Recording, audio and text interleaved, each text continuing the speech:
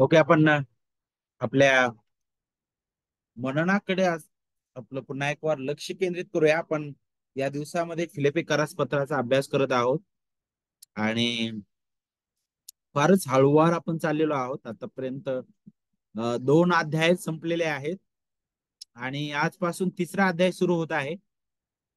अनेक महत्वाच्या गोष्टी आपण या 2 अध्यायामध्ये पाहिलेल्या आहेत.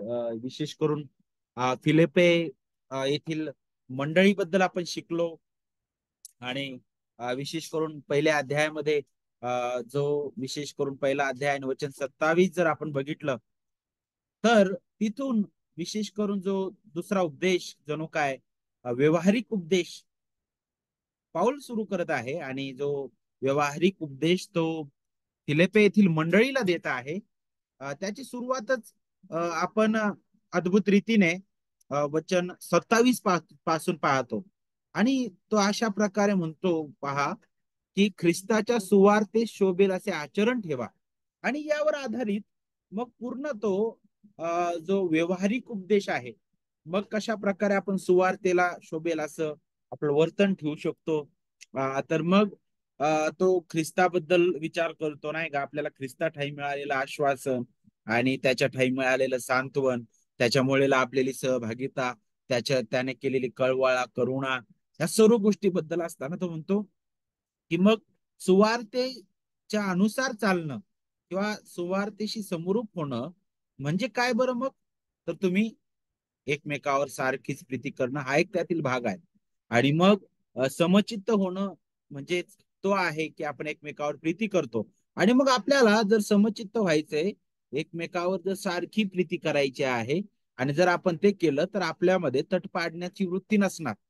आपण लीनतेने एकमेकांना आपल्यापेक्षा श्रेष्ठ मानू.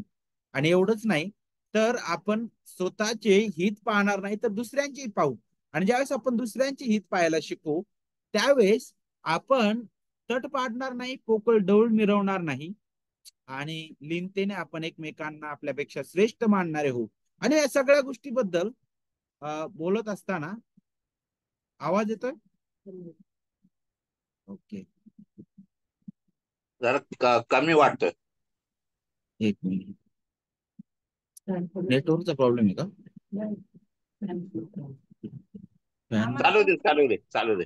आवाज येतोय आता? हॅलो हा हॅलो, चालू दे. ठीक आहे. तर पुढे तो मग ख्रिस्ताचं महान उदाहरण देतो नाही का, आणि अशी जी चित्तवृत्ती ख्रिस्ती येशूच्या ठाई होती ती तुमच्या ठाई असो. आणि त्यावर आधारित मग ख्रिस्ताने केलेलं जे परिपूर्ण कार्य आहे त्यावर तो बोलतो. आणि मग आपण 2ऱ्या अध्यायामध्ये पाहिलं की तो स्वतःचं उदाहरण देतो ख्रिस्ताच्या प्रकाशात आणि मग तो तिमथ्याचं उदाहरण देतो. आणि शेवटी आपण एक प्रदीप जो त्या मंडळीचा एक प्रमुख लीडर जो देवाने त्याला चांगली क्षमता दिली होती त्या मंडळीमध्ये, जणू काय तो एक वचनाची सेवा करणारा तो होता त्या मंडळीत. आणि कशा प्रकारे त्याच्या जीवनातून पण आपण पाहिलं की ख्रिस्त त्याने दाखवलेला आहे. या सगळ्या गोष्टी बोलत असताना आता मात्र अशा एका ठिकाणी तो येतो आणि इथं अध्याय 3ला सुरुवात करत असताना तो म्हणतो, बघा वचन 1 ते 3 आपण सगळ्यात अगोदर वाचूया. शेवटी माझ्या बंधूंनो प्रभूमध्ये आनंद करा. अशा गोष्टी तुम्हाला लिहिण्यास मी कंटाळा करत नाही, पण ते तुमच्यासाठी सुरक्षितपणाचे आहे. त्या कुत्र्यांविषयी सावध असा, त्या दुष्कर्म्यांविषयी सावध असा, केवळ दैहिक सुनता झालेल्या लोकांविषयी सावध असा, कारण जे आपण देवाच्या आत्म्याने सेवा करणारे, ख्रिस्त येशूविषयी अभिमान बाळगणारे व देहावर भरोसा न ठेवणारे ते आपण सुनता झालेलेच आहोत. आणि याच वचनाला लागून आपण विशेष करून वचन 8 देखील पाहूया. वचन 7 आणि 8 बघा. तरी ज्या गोष्टी मला लाभायच्या होत्या त्या मी ख्रिस्तामुळे हानीच्या अशा समजल्या आहेत. इतकेच नाही तर ख्रिस्त येशू माझा प्रभू याच्याविषयीच्या ज्ञानाच्या श्रेष्ठत्वामुळे मी सर्व काही हानी असे समजतो. त्याच्यामुळे मी सर्व गोष्टींना मुकलो आणि त्या केर कचरा अशा लेखतो, यासाठी की मला ख्रिस्त हा लाभ प्राप्त व्हावा. ओके, तर वचन 8 जर आपण बघितलं तर वचन 8 द्वारे आपल्याला ह्या पूर्ण संदर्भाकडे पाहायचं विशेष करून हा संदर्भ जवळजवळ वचन 1 ते 16 इथपर्यंत आहे. आणि मला असं वाटतं की हा अशा प्रकारचा संदर्भ आहे जो आपल्या समोर एक महान खजाना ठेवेल, नाही का, त्याचं महान महत्व तो ठेवेल. आता आपण एक कल्पना करूया की आपण तुम्ही एका वाळवंटामध्ये गेलेले आहात आणि तिथं तुम्ही फसलेले आहात. आता वाळवंट म्हटल्यानंतर आजूबाजूला कुठं हिरवळ नाही, पाणी नाही, काहीच नाही, नाही का. आणि तुमच्याकडे असं साहित्य आहे की ज्याद्वारे तुम्ही काय करू शकता, पाणी मिळवू शकता, नाही का. तुम्हाला ही खात्री आहे की मी पाणी मिळवू शकल, मी अन्न मिळवू शकल, आणि त्या इच्छेने तुम्ही त्या वाळवंटात अगदी पुढे आणि पुढे जातात. आणि पुढे गेल्यानंतर तुम्ही प्रयत्न करता पाणी मिळवण्याचा, तुम्ही प्रयत्न करता जेवण मिळवण्याचा, तुम्ही कष्ट करत आहात त्याच्यासाठी. परंतु पूर्ण दिवस जातो आणि तुम्हाला काहीच भेटत नाही. आणि मग सरते शेवटी काय होतं की ज्यावेळेस तुम्ही इतके थकलेले भागलेले आहात, आता कुठंच काय आशा नाही, आणि तुम्ही शांत बसता एका जागेवर स्थिर, आणि शांत बसून तुम्ही सहज आपली नजर वर करता आणि तुम्हाला अगदी दूरवर एक असं हिरवं काहीतरी दिसतं, नाही का. आणि मग ते अगदी अस्पष्ट असतं, कारण ते फार दूर आहे, ते अस्पष्ट असतं. आणि मग काय करतो तुम्ही, धावत त्या हिरवळीकडे धाव घेता की नाही, काहीतरी मला तिथं भेटणार आहे, कारण ती हिरवळ तुम्हाला आकर्षित करणारी असते, नाही का. आणि ज्यावेळेस तुम्ही तिथे येऊन पोहोचता, आतापर्यंत दिवसभर कष्ट केलेले आहेत परंतु काहीच नाही भेटलेलं, परंतु ज्यावेळेस तुम्ही त्या हिरवळीकडे पाहता आणि तिथे येऊन पोहोचता तुम्ही, आणि तिथं आल्यानंतर तुम्ही काय पाहता, तिथं मोठा पाण्याचा झरा पाहता, मोठा पाण्याचा झरा. आणि संपूर्ण अशी झाडं, फळ झाडं पाहता जिथं तुम्हाला सगळे प्रकारची फळं भेटतील आणि पाण्याचा झरा दिसल. आणि त्यावेळेस तुमची स्थिती कसं असेल, त्यावेळेस तुम्हाला कसं वाटेल, अरे तुम्ही वाळवंटामध्ये इतका काळ घालवलेला आहे, इतका वेळ घालवलेला आहे, तुम्हाला काहीच नव्हतं, पण आता इथं समोर किती अद्भुत ते भेटत आहे, नाही का. ते तुमच्यासाठी एका महान खजान्यासारखं होईल, कारण ते तुमचा जीव वाचवणार आहे, बरोबर की नाही.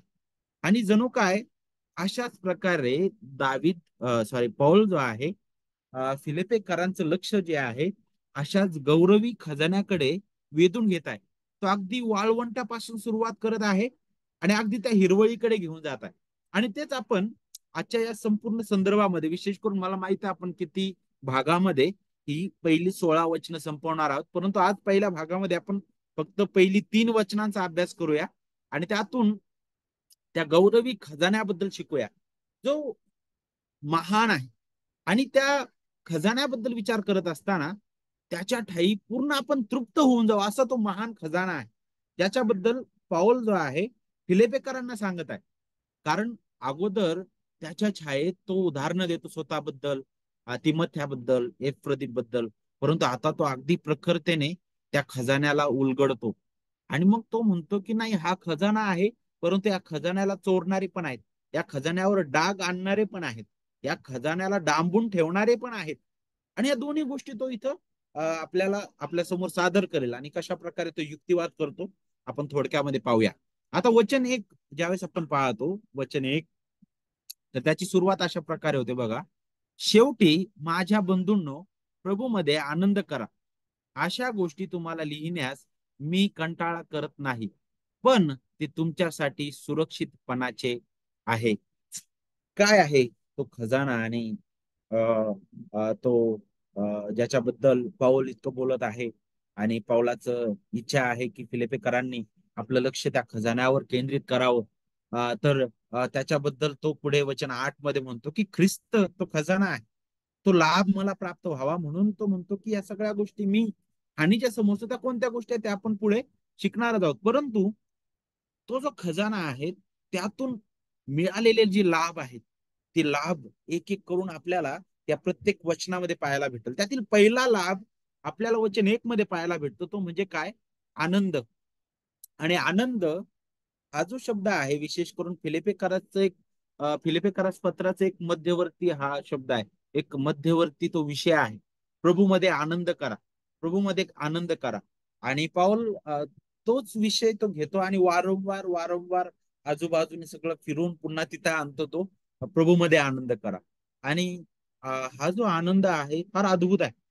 ज्यावेळेस तो या वचनाची सुरुवात करतो तो अशा प्रकारे करत आहे, तो म्हणतो की शेवटी, नाही का, शेवटी प्रभूमध्ये, माझ्या बंधूंनो प्रभूमध्ये आनंद करा. तो ज्यावेळेस इथं शेवटी म्हणतो तर याचा अर्थ असा नाही की आता तो पत्राचा शेवट करत आहे. तो काहीतरी आता अंतिम उपदेश देत आहे. त्या उद्देशाने इथं शेवट किंवा शेवटी हा शब्द वापरलेला नाही.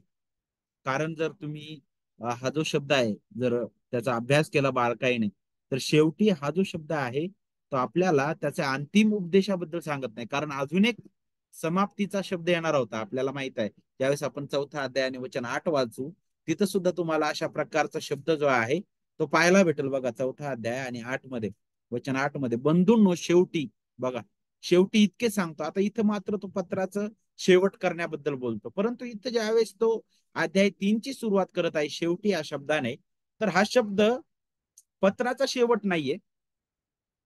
तर इथं मात्र आपल्याला पाहायला भेटतं की जर याचा आपण मूळ अर्थ पाहिला, मूळ शब्द जर आपण त्याचा अर्थ बघितला, तर तो म्हणत आहे की आता तुमच्या समोर मी काहीतरी पुढची बाब ठेवत आहे, पुढचा विषय तो तुमच्या समोर ठेवत आहे. आणखी पुढे पहा, आणखी पुढे पहा, जणू काय अशा प्रकारे तो म्हणत आहे. यापुढे काय आहे, यापुढे काय आहे, आणखी काय आहे, जणू काय अशा प्रकारे तो त्यांची उत्सुकता वाढवण्यासाठी अशा प्रकारे बोलत आहे. शेवटी माझ्या बंधूंनो प्रभूमध्ये आनंद करा. आता ज्यावेळेस आपण आनंदाबद्दल विचार करतो, तर इथं जो शब्द पौलाने वापरलेला आहे, अ, तो जो शब्द आहे तो आपल्याला दोन गोष्टीबद्दल शिकवतो. एक तर दोन गोष्टींची तुलना पाऊल करत आहे. आपल्याला पाहायला भेटतं एक आनंद आहे आणि एक समाधान आहे, नाही का. आनंद आणि समाधान या दोन्ही गोष्टींबद्दल जर आपण विचार केला, तर ह्या दोन्ही गोष्टी फार वेगळ्या आहेत. कारण आपल्याला माहित आहे की समाधान ही अशी गोष्ट आहे, ती सुद्धा आपल्याला आनंदित करणारी बाब आहे. परंतु समाधान ही अशी गोष्ट आहे जी टिकत नाही, नाही का. आपण आपल्या परिस्थितीनुसार ती बदलताना आपल्याला पाहायला भेटते. आणि तशाच प्रकारे आपल्याला पवित्र शास्त्रामध्ये आनंदाबद्दल विचार करत असताना अ, दोन वेगळ्या शब्दांनी बोललेला आहे आनंदाबद्दल. आणि विशेष करून इथं पाऊल ज्या प्रकारे बोलतो इथं बघा, तर इथं तो अशा आनंदाबद्दल बोलत आहे जो आनंद कधीच नष्ट होणार नाही, जो सार्वकालिक आनंद आहे. आणि ज्यावेळेस आपण आनंद आणि समाधान या दोन शब्दांबद्दल विचार करतो, तर एक लॅटिन शब्द आहे बघा, एक लॅटिन शब्द त्याच्यावरून हा शब्द आलेला फॉर्च्यून. फॉर्च्यून जो शब्द आहे तो लॅटिन शब्द आहे. आणि त्याच्यापासून जो शब्द त्याचा जो अर्थ आहे जर आपण आपल्या मराठीत पाहिला, तर सुख किंवा समाधान अशा प्रकारे त्याचा अर्थ होतो. आणि आपल्याला माहित आहे जर आपली परिस्थिती चांगली असेल, नाही का, तर आपण म्हणतो की आम्ही सुखात आहोत, नाही का, आम्ही सगळ्या गोष्टीची व्यवस्था आहे आम्हाला, आम्ही आजारी नाहीये, आमच्यामध्ये कोणता त्रास नाही, आम्ही म्हणतो आम्ही सुखी आहोत, आम्ही समाधानी आहोत. परंतु ज्यावेळी आम्ही अशा कठीण परिस्थितीला तोंड देतो, नाही का, आणि आपण वेदनेतून जातो, किंवा आजारी पडतो, किंवा वेगवेगळ्या परिस्थितीला आपण तोंड देतो, त्यावेळेस मात्र ज्यावेळेस हा जो शब्द आहे त्यावेळेस तिथं पलटी खाल्लेला आपल्याला पाहायला भेटतं. तिथं आपण निराश होतो, तिथं आपण म्हणणार नाही मी समाधानी आहे का, मी सुखी आहे, मला तिथे म्हणूशी वाटणार नाही. परंतु ज्यावेळेस आनंदाबद्दल इथं आपण पाहतो, तर आनंदासाठी जो मूळ शब्द वापरलाय आणि आनंदाबद्दल ज्यावेळेस पाऊल म्हणत आहे, तर आनंद अशा प्रकारचा आहे जो आपल्या परिस्थितीवर अवलंबून नाहीये. तो आनंद आपल्या प्रसंगावर आधारित नाहीये. तर हा खरा आनंद जो आहे तो आनंद प्रभूमधील आनंद आहे. आणि म्हणून आपल्याला पाहायला भेटतं की हा आनंद आपल्या कोणत्या परिस्थितीनुसार बदलला जाणार नाही. आणि पौल त्याच्याबद्दल इथं बोलतो की शेवटी माझ्या बंधूंनो प्रभूमध्ये आनंद करा म्हणे. का बरं तो आनंदाबद्दल बोलतो? कोणत्या आनंदाबद्दल बोलतो? तो जो आनंद कधीच नष्ट होणार नाही, त्या आनंदाबद्दल तो इथं बोलतो. आणि विशेष करून हा आनंद आपल्याला ख्रिस्ताद्वारे देवासोबत जो झालेला समेट आहे आपला, त्याची आठवण करून देतो. या आनंदाचा स्रोत कोण आहे बघा, इथं सांगितलंय प्रभूमध्ये. प्रभू त्रैक्यातील दुसरा व्यक्ती प्रभू येशू ख्रिस्त, तो ह्या आनंदाचा स्रोत आहे. म्हणूनच तुम्ही जर योहान कृष्णवर्तमानाचा अभ्यास केला, तर तुम्हाला तिथं मला असं वाटतं 15व्या अध्यायामध्ये तुम्हाला पाहायला भेटतो, म्हणतो की माझा आनंद पूर्ण होईल म्हणे तुमच्यामध्ये, बरोबर की नाही. आणि ख्रिस्त त्या आनंदाचा स्रोत आहे, त्याच्याबद्दल आपण शिकतो. त्याच्यातून हा आनंद प्रवाहित होतो. आणि हा आनंद कधीच नष्ट होणार नाही, कारण हा आनंद प्रभूमधील आनंद आहे. जो आनंद पौल तिथं अनुभवत होता, त्या वेदनेत त्याला माहित नव्हतं त्याची अवस्था काय आहे, तो किती काळ टिकणार आहे, किंवा काय कोणती प्रसंग त्याच्या जीवनामध्ये येतील, कोणती परिस्थिती येईल, हे माहित नव्हतं. परंतु तरी त्या स्थितीमध्ये तो आनंदी आहे आणि तो म्हणतो की तुम्ही आनंद करा, कारण हा आनंद प्रभूमधील आनंद आहे, जो आपल्या परिस्थितीवर अवलंबून नाही, जो आपल्या परिस्थितीमुळे बदलणार नाही. नाही का, तो आपल्याला ख्रिस्तावर अधिक अवलंबून राहायला शिकवतो, नाही का, ख्रिस्ताप्रती अधिक आज्ञाधारक बनवायला शिकवतो. आणि जणू काय हा जो प्रभूमधील आनंद आहे, देवाकडून मिळालेले एक बक्षीस आहे आपल्यासाठी. कारण आपण दुःखात सुद्धा कुठंतरी देव आपल्याला तो आनंद देतो. आपल्या सगळ्या परिस्थितीमध्ये तो आनंद टिकून राहतो, कधीच नष्ट होणार नाही, कारण तो आनंद महान आहे, नाही का. आणि तो आनंद आपल्याला ख्रिस्तामध्ये मिळालेला आहे, प्रभूमध्ये मिळालेला आहे. मग या आनंदाबद्दल बोलत असताना तो म्हणतो की हा आनंद जो आहे त्याचे भागीदार कोण आहेत, त्याचे भागीदार कोण आहेत, तर तो म्हणतो माझ्या बंधूंनो, नाही का. तो अशा प्रकारे सुरुवात करतो की माझ्या बंधूंनो, प्रभूमध्ये आनंद करा. कोण आहे त्या आनंदाचे भागीदार? बंधू वर्ग, नाही का. त्याचे बंधू म्हटलेला आहे, माझे बंधू, माझे जवळचे लोक. म्हणजे कुणाला बोलतोय? तो फिलिप येथील मंडळीला बोलत आहे. आणि ज्यावेळेस आपण इथं बंधू या शब्दाबद्दल विचार करतो, आणि पौल पुष्कळ वेळा बंधूंनो हा शब्द वापरतो, या त्याच्या अनेक पत्रांमध्ये. तो यातून हे दाखवत आहे की आपण एक कुटुंब आहोत, नाही का. आपण एक कुटुंब आहोत, आणि आपल्यामध्ये कोणताही दुजाभाव नाही. आपण देवाच्या कुटुंबाचा एक भाग झालेला आहोत, नाही का. ज्या प्रकारे मी देवाच्या जवळ आहे ख्रिस्तामध्ये, त्याच प्रकारे तुम्ही सुद्धा आहात. पौल हे म्हणत आहे की ज्या ख्रिस्ताच्या परिपूर्ण कार्याद्वारे मी तारल्या गेलेलो आहे, त्याच ख्रिस्ताच्या परिपूर्ण कार्याद्वारे तुम्ही तारल्या गेलेले आहात. जो देवाचा आत्मा माझ्यामध्ये वास करतो, तोच देवाचा आत्मा तुमच्यामध्ये वास करतो. ज्या ज्या अ, ज्या पवित्र आत्म्याच्या बाप्तिस्म्याने आपण खऱ्या रीतीने देवाची लेकरं झालेलो आहोत, तोच बाप्तिस्मा मला सुद्धा मिळाला, तुम्हाला सुद्धा मिळालेला आहे. आपण एकाच आत्म्याने संचरित झालो. आपला पिता एक आहे, आपला तारणारा एक आहे, बरोबर, आपला प्रभू एक आहे. आपण एकाच एकाच कुटुंबात आपण बांधल्या गेलेलो आहोत. आपण एकच शरीर आहोत. आपण देवाची लेकरं या नात्याने एकत्र येतो, अ, आणि आपल्या त्या पित्याकडे अब्बा आणि पिता म्हणून हाक मारू शकतो आपण. आपला बाप एक आहे.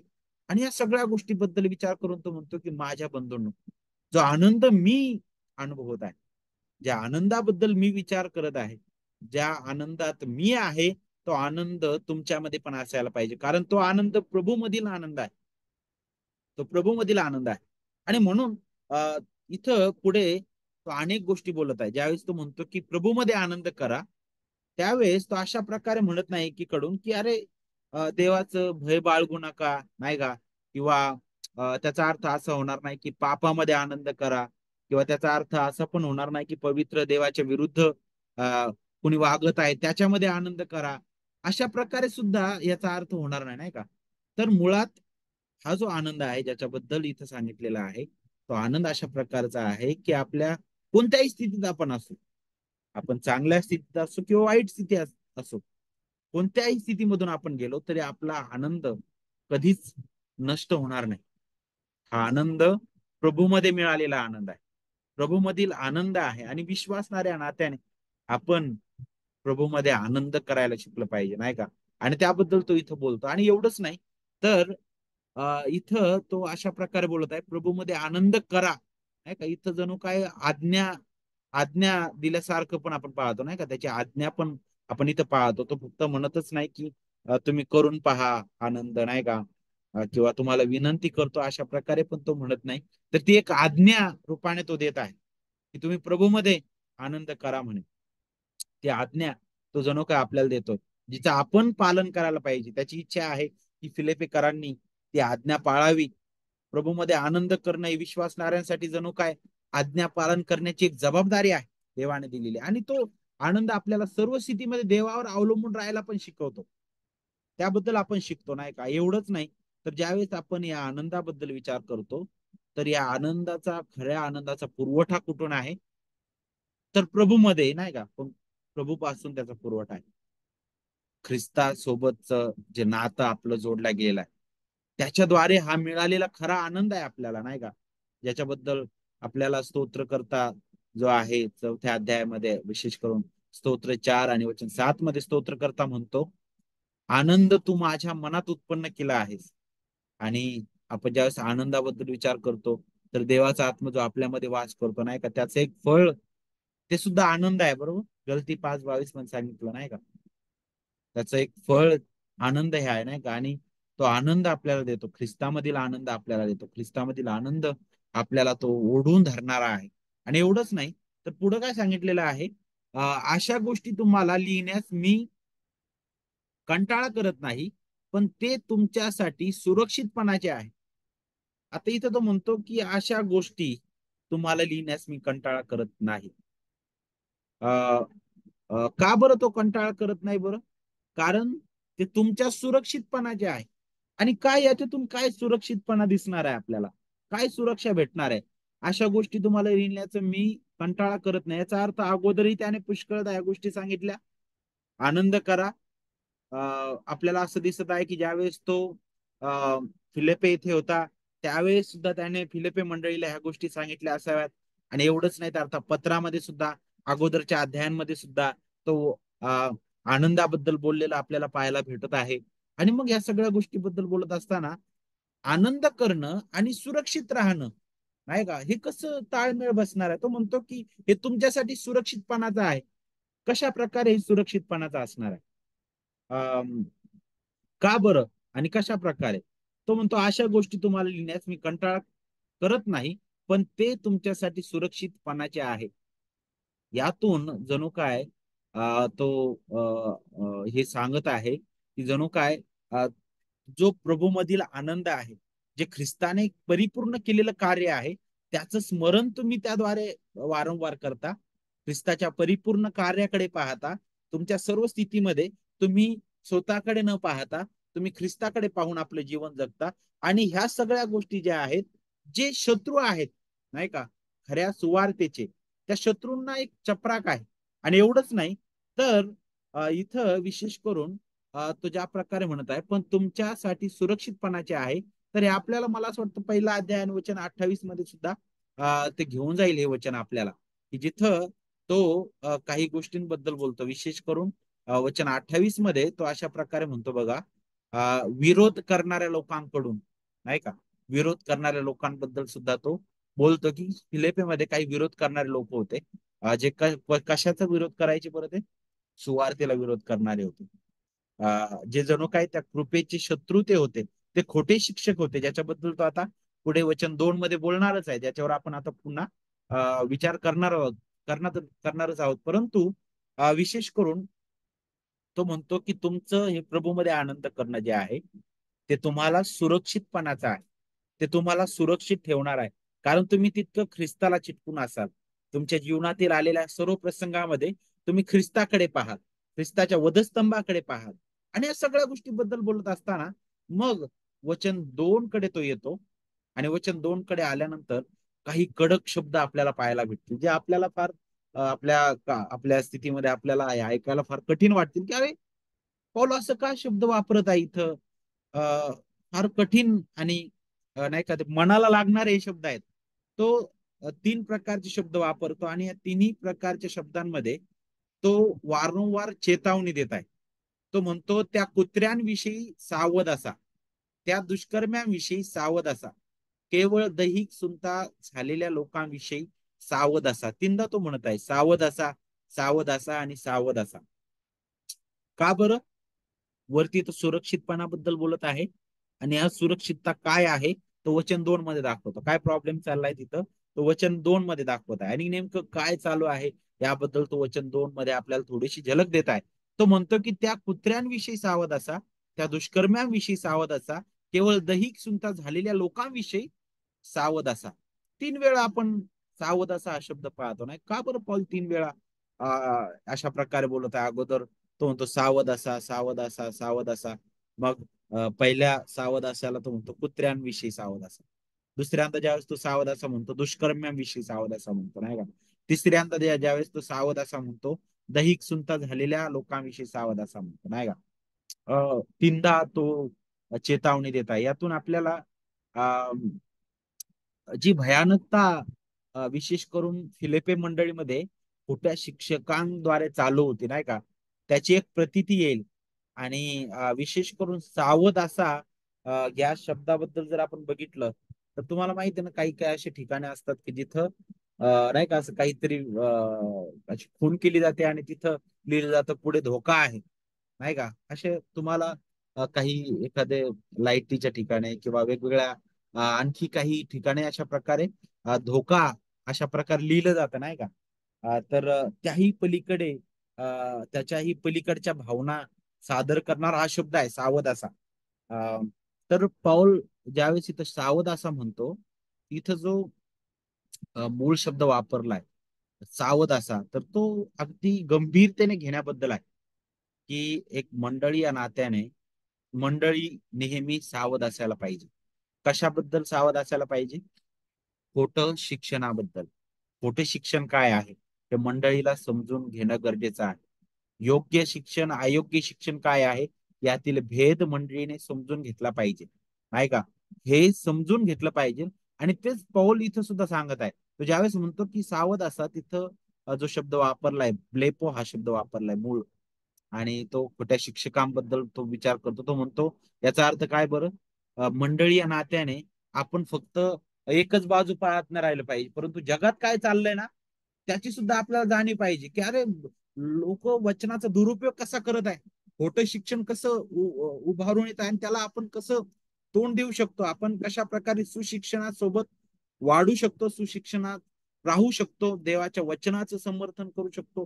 ह्या सगळ्या गोष्टींबद्दल मंडळी जी आहे तिने जागृत राहायला पाहिजे. खोटे शिक्षण काय आहे, खरं काय आहे यातील भेद समजून घेतला पाहिजे नाही का. आणि ज्या प्रकारे बिरुया येथील मंडळी होती नाही का, ती अगदी शोधायची वचनामध्ये. तिने पावलाला सुद्धा पारखलं आपल्याला माहित आहे. तर तिने प्रत्येक प्रत्येक शिक्षकाला तिने तपासलेला आहे. त्याच प्रकारे पावलाची इच्छा आहे की फिलेपेकरांनी सुद्धा असायला पाहिजे. फिलेपे येथील मंडळीने सुद्धा पारखणारा असायला पाहिजे. योग्य काय आहे, अयोग्य काय आहे, खरं योग्य शिक्षण काय आहे, सुशिक्षण काय आहे आणि कुशिक्षण काय आहे, खरी सुवार्ता काय आहे आणि खऱ्या सुवार्तेला डाग आणणारी सुवार्ता काय आहे, या दोन्ही गोष्टीतील भेद मंडळीला समजायला पाहिजे. आणि त्यासाठी तिने योग्य रीतीने वचनाचं अध्ययन करणं गरजेचं आहे, योग्य रीतीने वचनाचा अभ्यास करणं गरजेचं आहे. त्यासाठी सहभागितेत तिने नेहमी राहणं गरजेचं आहे. देवाचे वचन जे शिकवलं जात आहे त्यावर मनन करणं गरजेचं आहे. वारंवार देवाच्या वचनाकडे पाहणं गरजेचं आहे. आता तो सावध असा म्हणतो, तर सुरुवातीला म्हणतो कुत्र्यांविषयी सावध असा. फार कठीण शब्द आहे नाही का. प्रथम तो त्यांना कुत्रे म्हणतो नाही का.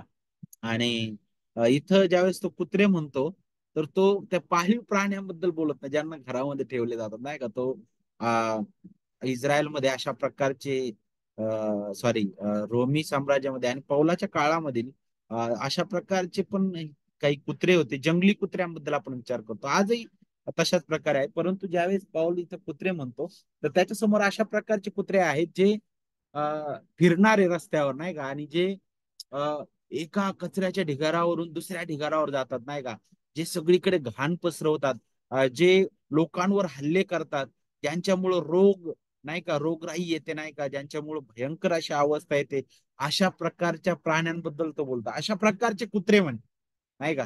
तो म्हणतो हे जे यहुदी धर्म पुढारी आहेत त्यांची अवस्था पण अशीच आहे. ते काय करत आहे, ख्रिस्ताची जी सुवार्ता आहे तिच्यावर ते हल्ले करत आहेत, ख्रिस्ताच्या लोकांवर ते हल्ले करत आहेत. आणि ते काय करत आहेत बरं, ते काय करत आहेत, ख्रिस्ताच्या त्या सुवार्तेला डाग आणण्याचा प्रयत्न करत आहेत आणि ख्रिस्ताच्या लोकांना त्या पुन्हा मोठ्या ओझ्याखाली आणण्याचा प्रयत्न करत आहेत, ख्रिस्ताची सुवार्ता विरूप करत आहेत नाही का. आणि त्याबद्दल पाऊल ज्यावेळेस कुत्र्यांबद्दल बोलतो तर तशा प्रकारे तो इथे विचार करतो. आणि एवढंच नाही तर आपल्याला पाहायला भेटतं की यहुदी लोकांना पावलाला माहित होतं ज्यावेळेस तो कुत्रे म्हणतो ना, तर तो यहुदी लोकांना म्हणतो नाही का. आणि यहुदी लोकांना लवकरच ते कळालं असेल की का तो असं म्हणतो, कारण यहुदी लोक परराष्ट्रीयांना कुत्रे म्हणायचे. कारण त्यांना असं वाटायचं की अरे कुत्रे म्हणजे एकदमच अशुद्ध लेखलेले, तुच्छ मानलेले लोक नाही का. आणि परराष्ट्रीय हे तर अब्राहमाच्या कुळातून नाहीयेत, ते आपल्या हाडा माणसाचे खऱ्या रीतीने नाहीये, आमचं एकच रक्त नाही, ते परराष्ट्रीय आहेत, आम्ही येऊदे आहोत, आम्ही अगदी देवाच्या जवळ आहोत. ते देवाच्या जवळ नाही, आणि त्या उद्देशाने नाही, ते कुत्रे अशा उद्देशाने ते पाहायचे नाही का. तर ज्यावेळेस पाऊल म्हणतो की नाही ह्या कुत्र्यांविषयी जपा, तर तो त्यांना अगदी फटकारतो पण, नाही तुम्ही आहात का बरं. तो पुढं आणखी दुसरं इथं सावध राहण्याबद्दल बोलतो. तो म्हणतो दुष्कर्म्यांबद्दल काय करा म्हणे, सावध असा. एकीकडे हे हल्लेखोर आहेत म्हणे, आणि दुसरीकडे आता तो पुढे काय म्हणतो, दुष्कर्म्यांबरोबर दुष्कर्म्यांविषयी सावध असा म्हणे नाही का. आता इथं दुष्कर्म ज्यावेळेस ह्याच्याबद्दल विचार करतो, तर त्यांच्या चारित्र्याबद्दल तो विचार करतो खरं तर. त्यांचं चारित्र्य जर तुम्ही पाहिलं, तर ते नैतिक दृष्ट्या पडलेले आहेत.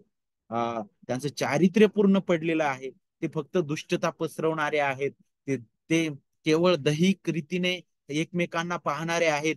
आणि मग पुढे तो आणखी काय म्हणतो बघा, तो स्पष्ट करतो आता दैहिक सुनता झालेल्या लोकांविषयी तो जप्पा म्हणतो. आता तो अगदी उलगडतो, हे कोण आहेत बरं.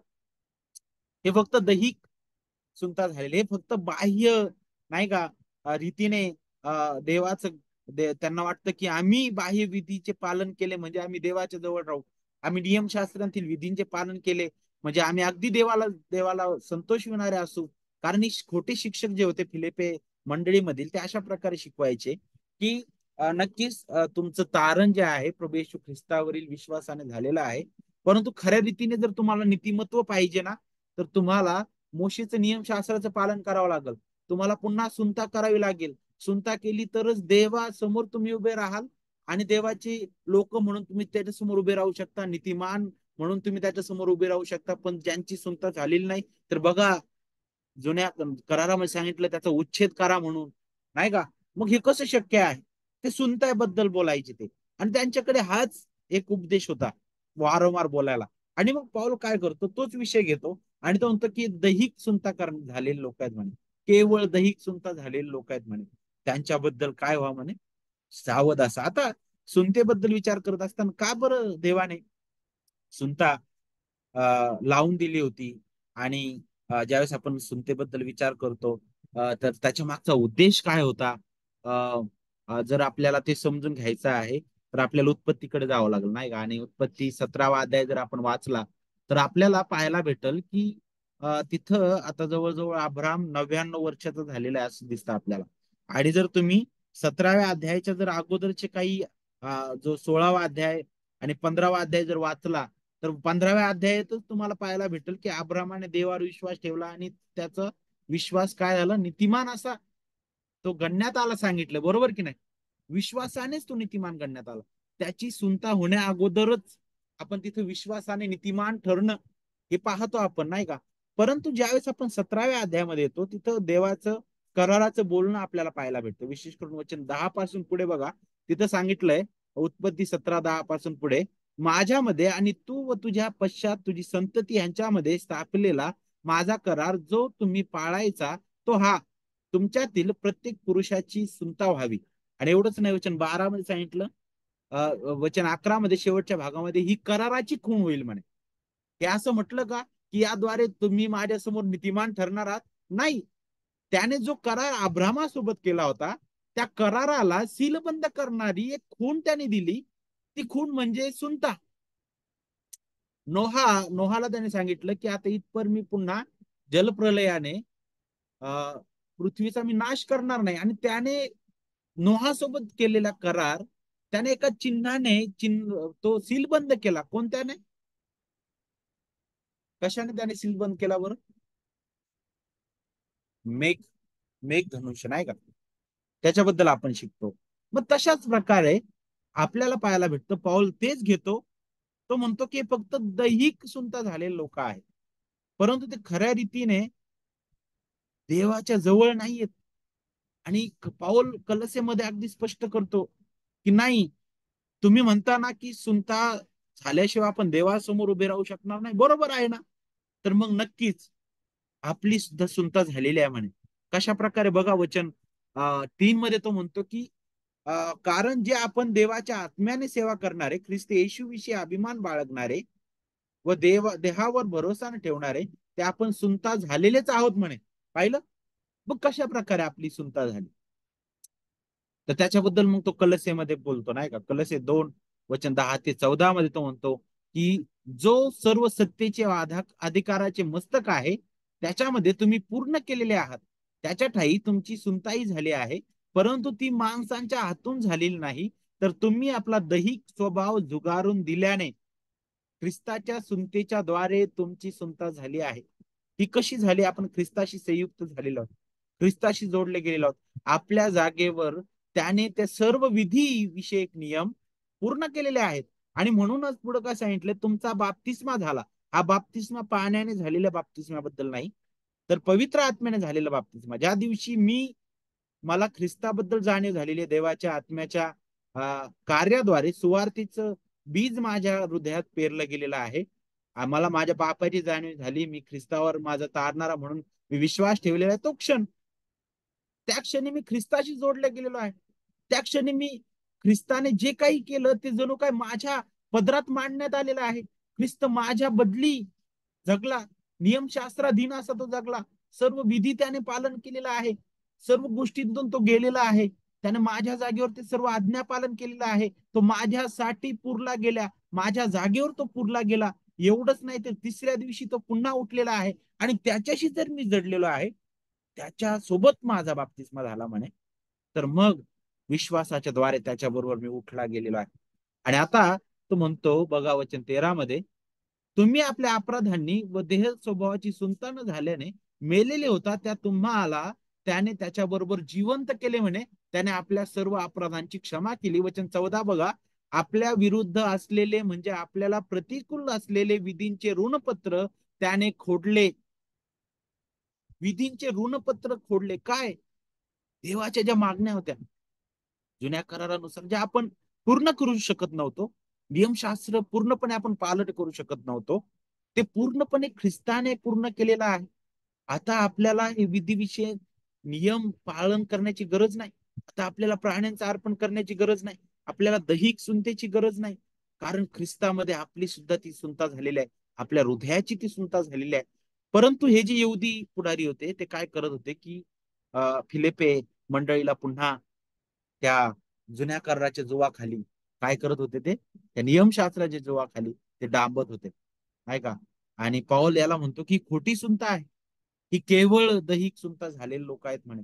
हे खोटे शिक्षक जे आहेत ते अशा प्रकारे त्यांना फुस लावत होते. आणि आजही आपल्याला माहिती आहे असे खोटे शिक्षक आहेत, की आज सुद्धा अशा प्रकारे देवाच्या सुवार्तेला नाही का डाग आणतात, नाही का, वेगवेगळ्या प्रकारे ते भुलवण्याचा प्रयत्न करतात, की नाही, जर तुम्हाला तारण पाहिजे आहे तर तुम्हाला बाप्तिस्मा गरजेचा आहे.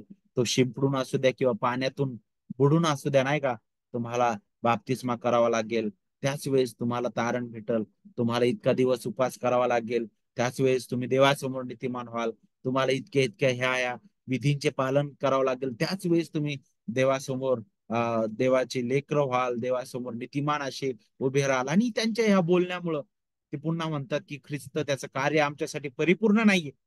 आम्हाला नक्की ख्रिस्त पाहिजे, परंतु ख्रिस्तासोबत ख्रिस्त आमची सुद्धा मागणी करतो की आम्ही सुद्धा काहीतरी करायला पाहिजे. नाही, बिलकुल नाही. तारणाच्या कार्यामध्ये आपण कोणताच हातभार लावलेला नाही. आपण केवळ पापी आहोत, पापी होतो, आणि पापी होतो म्हणूनच आपल्याला पाहायला भेटतं ख्रिस्त सुवेळे आमच्यासाठी मरण पावलेला आहे. तारणामध्ये आपण कोणताच हातभार लावलेला नाही. तारण सर्वस्वी देवाचं आहे. तारण केवळ कृपेने आहे, ते केवळ ख्रिस्तावरील परिपूर्ण कार्याद्वारे, ख्रिस्तावरील विश्वासाच्या द्वारे आहे. तारण केवळ देवाच्या गौरवासाठी आहे. त्याबद्दल आपल्याला इथे शिकायला भेटतं. आणि पौल अगदी सरळ रीतीने फिलिप्पीतील मंडळीला म्हणत आहे की तुम्ही सावध असा, कारण हे जे दुष्कर्मी आहेत, हे जे दैहिक सुनता झालेले आहेत, ते तुम्हाला ज्या प्रकारे त्या एदेन बागेमध्ये हवाबाईला फूस लावण्यासाठी तो सर्प आला होता, तशाच प्रकारे घुसलेले आहेत मंडळांमध्ये. आणि आज ह्याच गोष्टी चालू आहेत. मग यामध्ये उपाय काय आहे? मग पौल काय करत आहे?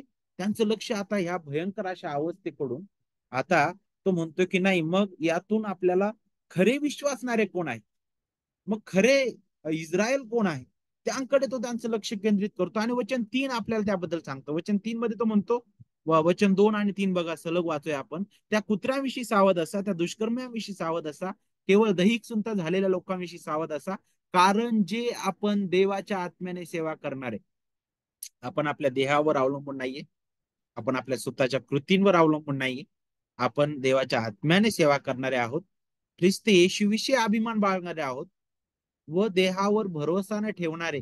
का बरं? कारण हे जे अधिकारी होते, धार्मिक पुढारी होते, ते स्वतःच्या कृत्यांवर विश्वास ठेवणारे होते, स्वतःच्या नियमावर ते विश्वास ठेवणारे होते. परंतु पाऊल म्हणतो की नाही, आपण स्वतःवर विश्वास ठेवणारे नाहीयेत, कारण आपण देवाने जे कार्य आपल्यासाठी केलेलं आहे त्यावर आपण विश्वास ठेवणार आहे. बघा तो म्हणतो पुढे की आपण तो आता आपलं लक्ष जे आहे अगदी खऱ्या विश्वासणाऱ्यांकडे वेधून घेतो. इथं विरोधाभास दाखवलाय बघा. इथं वरती दैहिक सुंता झालेले सांगितलंय, बरोबर. आणि वचन 3 मध्ये तो काय करतो, देहावर भरोसा न ठेवणारे आपण आहोत, बरोबर. विरोधाभास दाखवलेला आहे तो. जुन्या करारातील सुनतेबद्दल विचार करत असताना आपल्याला पाहायला भेटतं. पुन्हा एक वार इथून आपल्याला एक गोष्ट शिकायला भेटल की देवाने का बरं ती दिली होती. त्याचा एक उद्देश हा होता की देवाची इच्छा होती की तुम्ही निवडलेलं राष्ट्र आहात, तुम्ही या पापी जगापासून विभक्त झालेले लोक आहात, तुम्ही विभक्त केलेले आहात, त्याची ही एक खूण आहे, बरोबर. तुम्ही जिवंत देवाच्या सेवेसाठी वेगळे केलेले लोक आहात, त्याची ही एक खूण आहे. आणि जणू काय विधीप्रमाणे देवाने त्यांना लावून दिलेलं ते होतं. परंतु आता पाऊल म्हणतो की आपल्या हृदयाची सुंता झालेली आहे, आपण वेगळे केलेले आहोत देवाच्या आत्म्याद्वारे, त्याच्या वचनाद्वारे आपल्या हृदयाची सुंता झालेली आहे. आता आपण देवाची लोक म्हणून त्याच्या समोर येतो. आणि एवढंच नाही, तर तो म्हणतो कारण जे आपण देवाच्या आत्म्याने सेवा करणारे, केवळ ज्यांच्या हृदयाची सुंता झाली आहे तेच देवाची सेवा हृदयाने करू शकतात, नाही का. आणि इथं सेवा जो शब्द वापरलाय बघा, तिथं जर आपण इंग्लिशमध्ये बघितलं तर वर्शिप म्हटलेला, नाही का. आणि जर मूळ शब्दाचा आपण जर अर्थ बघितला इथं, तर ही सेवा देवाच्या आत्म्याने प्रवाहित झालेली आहे, बरोबर. देवाच्या आत्म्याने प्रवाहित झालेली आहे ही सेवा. आपण देव पित्याकडे ख्रिस्तामध्ये आणि पवित्र आत्म्याद्वारे सादर करतो, बरोबर की नाही. आणि ह्या सेवेद्वारे आपल्याला पाहायला भेटतं आपण ख्रिस्ताला गौरवितो, कारण तो पुढे काय म्हणतो, ख्रिस्त येशू विषयी अभिमान बाळगणारे. याच्यामध्ये अभिमान आपण कोणाचा बाळगतो, आपल्या स्वतःबद्दल नाही, आपण स्वतःकडे पाहत नाही. ख्रिस्त ज्याने आपल्यासाठी काय केलं आहे आणि काय करत आहे आणि काय करणार आहे, नाही का, त्याच्याबद्दल आपण विचार करतो, त्याला गौरव देतो आपण आणि त्याचा अभिमान आपण बाळगतो. आणि पुढे तो म्हणतो की देहावर भरोसा न ठेवणारे, बघा, देहावर भरोसा न ठेवणारे. देह ज्यावेळेस तो इथं शब्द वापरतो ना, त्यावेळेस तो आपल्याला पडलेल्या अवस्थेची आठवण करून देतो, नाही का. की आपण किती पडलेले लोक, आपण स्वतःच्या बलाने, स्वतःच्या विचाराने, स्वतःच्या कुवतीने आपण देवासमोर कधीच नीतिमान ठरवले जाणार नाही, आपण देवासमोर उभे राहू शकणार नाही. आणि म्हणूनच तो म्हणतो की केवळ ख्रिस्ताद्वारेच झालेला आहे. ते आपण सुनता झालेलो आहोत ख्रिस्तामध्ये. ती सुनता देवाच्या आत्म्याद्वारे, त्याच्या वचनाद्वारे झालेली आहे, आपल्या हृदयाची ती सुनता झालेली आहे. आणि मग अगदी सुंदर रीतीने बघा, तो म्हणतो की आपण आपल्या देहावर भरोसा ठेवण्यापेक्षा देवाच्या कृपेवर भरोसा ठेवणं गरजेचं आहे. त्याच्याबद्दलच तो गलतीकारास पत्रामध्ये 5वा अध्याय वचन 16 मध्ये म्हणतो की मी तर म्हणतो आत्म्याच्या प्रेरणेने चाला म्हणे, म्हणजे तुम्ही देह वासना पूर्ण करणारच नाही. इथं दोन गोष्टी, इथं सुद्धा आपल्याला देवाच्या आत्म्याची सेवा पाहायला भेटते, बरोबर. गलतीकारास पत्रामध्ये म्हटलं की देवाच्या आत्म्याच्या प्रेरणेने चाला, म्हणजे तुम्ही देह वासना पूर्ण करणारच नाही. हे दोन्ही वचनांना जर तुम्ही एकत्र केलं आणि मग तुम्ही विचार केला, तर तुम्हाला पाहायला भेटेल की देह नेहमी, ज्यावेळेस आपण आपल्या देहावर, आपल्या स्वतःच्या कृतीवर अवलंबून राहतो, आपल्या स्वतःच्या कुवतीवर आपण अवलंबून राहण्यास शिकतो, त्यावेळेस आपण नक्कीच दुष्टतेकडे, नाशाकडे आपली वाटचाल करतो. तर पावलाला ही तर म्हणायचंय की आत्मा आणि देह हे अगदी विरोधी एकमेकांच्या, नाही का. आणि आपल्याला पाहायला भेटतं की देह नेहमी स्वतःवर अवलंबून राहण्यास शिकतो, नाही का, शिकवतो आपल्याला की नाही, मला माझं मी समर्थ आहे, मला मी काही करू शकतो. जसं आपण सुरुवातीलाच उदाहरण बघितलं की तुम्ही वाळवंटात फसलेले आहात, स्वतः पाणी शोधण्याचा प्रयत्न करता, नाही का. तशाच प्रकारची अवस्था आपली आहे, नाही का. आणि मग तेच आपण पाहतो, आपल्या देहावर जर आपण उभं अवलंबून राहिलो तर काहीच नाही आपल्याकडे, कुठंच काही नाही, आपली कोणतेच, आपला तर्क वितर्क, आपलं ज्ञान, आपण किती हुशार आहोत, आपण किती दिसायला चांगले आहोत, समाजात आपल्याला किती मोठं स्थान आहे, आपण किती मोठे आहोत, कोणत्याच गोष्टीला जागा नाहीये आपल्या. आपण जर ह्या गोष्टीवर विसंबून राहून जर आपण पुढे गेलो तर हे आपल्याला नाशाकडे घेऊन जाणार आहे. तर त्या उलट देवाचा आत्मा आपल्या स्वतःवर आपल्याला अवलंबून राहायला शिकवत नाही, तर तो आपल्याला ख्रिस्तावर निर्भर राहण्यास शिकवतो, नाही का? देवाचा आत्मा आपल्याला ख्रिस्ताकडे घेऊन जातो. देवाचा आत्मा त्याच्या वचनाकडे घेऊन जातो. देवाचा आत्मा देह जो आहे तो नेहमी आपल्याला स्वतःच्या कुवतीकडे पाहण्यास शिकवतो, नाही का? तू स्वतःकडे पहा, तू हे करू शकतोस, तू ते करू शकतोस. परंतु पवित्र आत्मा नेहमी ख्रिस्ताने जे आपल्यासाठी परिपूर्ण कार्य केलेलं आहे, नाही का, तो म्हणतो की नाही, ख्रिस्त तुझ्यासाठी पुरेसा आहे. ख्रिस्ताने तुझ्यासाठी जे कार्य केलेलं आहे ते तुझ्यासाठी पुरेसं आहे. ख्रिस्त तुझ्यासाठी जगला. ख्रिस्ताने तुझ्या बदली ते आज्ञापालन केलेलं आहे. ख्रिस्ताने त्याचा अनमोल रक्त तुझ्यासाठी सांडलेलं आहे, जे एकदाच सदा सर्व काळासाठी पुरेसे अर्पण ते आहे. ख्रिस्ताने पित्याला परिपूर्णरित्या समाधानी केलेला आहे. आता पिता देव माझ्याकडून दुसरी कोणती मागणी करत नाही, कारण देव ख्रिस्तामध्ये माझ्याकडे पाहतो आणि तो म्हणतो की नाही, माझं समाधान झालेलं आहे, कारण माझ्या प्रिय पुत्राने त्या वधस्तंभावर सर्व गोष्टी पूर्ण केलेल्या आहेत. त्याने ते सर्व विधींचं ऋणपत्र त्या वधस्तंभावर फोडलेलं आहे. आणि म्हणूनच आता आपण आपल्या देहावर भरोसा ठेवत नाही. म्हणूनच आपल्या कृत्यांद्वारे आपण देवाकडे जाण्याचा प्रयत्न करत नाही, तर नेहमी आणि नेहमी आपण ख्रिस्ताद्वारे देवाजवळ येतो, नाही का? आणि तो पाऊल जो आहे तो फिलिपेकरांना हे सांगण्याचा प्रयत्न करत आहे की त्या खोट्या शिक्षकांबद्दल तुम्ही सावध असा. तुम्ही ख्रिस्तावर भरोसा ठेवायला शिका. जो आत्मा तुमच्यामध्ये वास करतो तो आत्मा तुम्हाला कधीच देहावर, तुमच्या स्वतःवर भरोसा ठेवायला शिकवणार नाही. तो तुम्हाला नेहमी ख्रिस्तावर अवलंबून राहायला शिकवेल. ख्रिस्ताने केलेल्या परिपूर्ण कार्याकडे घेऊन जाईल, त्याच्या वचनाकडे घेऊन जाईल. तुम्हाला नेहमी पश्चातापी हृदय देईल. तो नेहमी तुम्हाला प्रार्थना करायला शिकवेल. तुम्हाला तो देवाचं पावित्र्य दाखवेल. नेहमी तुमच्या पापांची जाणीव करून देईल. कारण तो देवाचा आत्मा आहे, तो पवित्र आत्मा आहे, तो तुमच्यामध्ये वास करतो. आणि देवाच्या आत्म्याने सेवा करणारे आपण आहोत. त्याच्याद्वारे प्रवाहित आपण आहोत. आणि मग त्याबद्दलच आपण आता शेवटी शिकलो की देवाच्या आत्म्याच्या प्रेरणेने चाला म्हटलेलं, नाही का? मग देवाच्या आत्म्याच्या प्रेरणेने चालणं कसं आहे? कशा प्रकारे आपण देवाच्या आत्म्याच्या प्रेरणेने चालतो? प्रेरणा म्हणजे असं काही नाही की, नाही का, अचानक मला काहीतरी झालं, मी थरथर कापायला लागलो, उड्या मारायला लागलो, अशा प्रकारे नाही. तर देवाच्या आत्म्याची प्रेरणा म्हणजे काय आहे? त्याचं वचन आहे, ते आपल्याकडे त्याने दिलेलं आहे. कारण त्याचं वचन त्याच्या प्रेरणेने आलेलं आहे. आणि देवाच्या आत्म्याने चालणं म्हणजे काय? त्याच्या वचनात राहणं, त्याच्या वचनाने भरपूर राहणं. म्हणूनच पाऊल एकीकडे आणखी म्हणतो की देवाचं वचन तुमच्यामध्ये, तुमच्या अंतःकरणामध्ये भरपुरीने राहू म्हणे. आणि देवाचे वचन जितकं आपल्या हृदयात राहील ना, तितकं आपण ख्रिस्ताला अगदी जवळीने पाहू. तितकं आपण आपल्या स्वतःवर भरोसा ठेवणार नाही देहावर. आपण तितकं अगदी ख्रिस्ताच्या जवळ जाऊ, ख्रिस्ताच्या वधस्तंभाच्या पायथ्याशी पाहू. आपण तितकं आपलं जीवन शुद्धतेकडे आपण जगण्याचा प्रयत्न करू, नाही का? आणि तितकं आपण प्रभूमध्ये आनंद करू. आणि तेच पाऊल फिलिपियेतील मंडळीला सांगत, आणि तेच आज सुद्धा आपल्या जीवनासाठी लागू आहे. आणि म्हणून शेवटी येत असताना आपल्या स्वतःकडे आपल्याला पाहणं गरजेचं आहे. आपल्या स्वतःच आत्मपरीक्षण करणं गरजेचं आहे.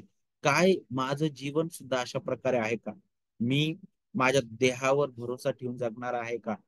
की मी खरंच देवाच्या आत्म्याने सेवा करणार आहे? खरंच मी ख्रिस्त येशूविषयी अभिमान बाळगणार आहे? माझ्यासाठी अभिमानाची गोष्ट काय आहे? काय माझा खजाना काय आहे खरा? नाही का, खरंच ख्रिस्त आहे का? की नाही का, मी फक्त माझ्या स्वतःबद्दलच विचार करतो, नाही का? तो महान खजाना ख्रिस्त आहे, ज्याच्याबद्दल पॉल म्हणतो. आणि त्या खजान्याची छोटी झलक तो ह्या वचनांमध्ये देत आहे. त्याचा हा पहिला भाग आपण अभ्यासलेला आहे. या सर्व गोष्टीबद्दल विचार करत असताना आपण आत्मपरीक्षण करूया आणि प्रभूच्या हाती आपण पडूया. आपण देवाच्या हाती पडूया आणि त्याला विनंती करूया की प्रभू, आम्हाला तुझ्यावर अवलंबून राहायला शिकव. ख्रिस्ताकडे पाहण्यास तो आम्हाला शिकव. आपण थांबूया. पुढील वेळ आपल्यामध्ये बाबा आहे त्यांच्या हाती सुपूर्द करतो.